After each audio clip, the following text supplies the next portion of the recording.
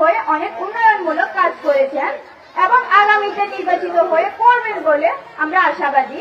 কারণ আপনি এবং আপনার দল তথা দেশনেত্রী বেগম খালেদা জিয়া এদেশের নারীদের বিনা বেতনে শিক্ষা, চিকিৎসা, নারীদের অধিকার সহ বিভিন্ন প্রকার ভাতা প্রদানের মাধ্যমে নারীদের উন্নয়নমূলক অনেক অবদান রেখেছেন।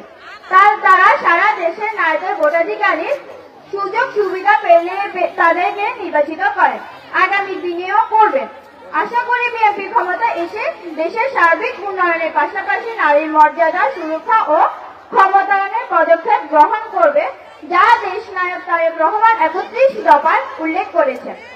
আমাদের এলাকায় গুরুত্বপূর্ণ কিছু সমস্যা আছে যা অনতিবিলম্বে সমাধান করা প্রয়োজন। এলাকার অনেকগুলো রাস্তা ভাঙা, হাঁটাচলার অনুপযোগী।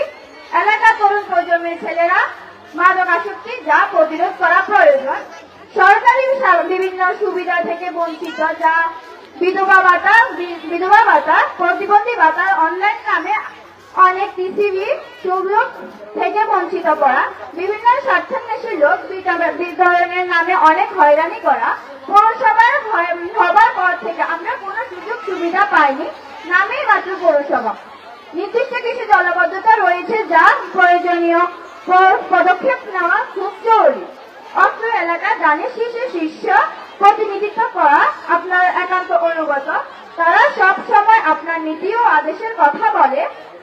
আপনার সহযোগিতা পেলে উন্নয়নের আরো বেশি কাজ করতে পারবে।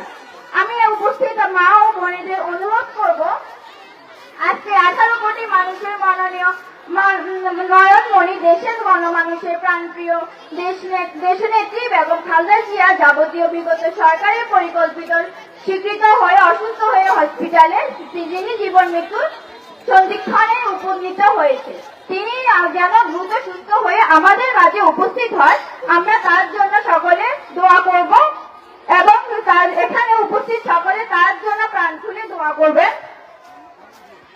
আপনারা আজকে মহান অতিথি অ্যানিভাইকে দানের শীর্ষে ভোট জয়যুক্ত করবেন এবং তিনি এমপি এবং মন্ত্রী হয়ে আমাদের এলাকার বিভিন্ন সমস্যা সমাধানে কাজ করবে। আমি ধন্যবাদ জানাচ্ছি যে যারা আমাকে বক্তব্য দেওয়ার জন্য সুযোগ করে দিয়েছে এবং ধন্যবাদ জানাচ্ছি যে সকল নেতৃবৃন্দদের।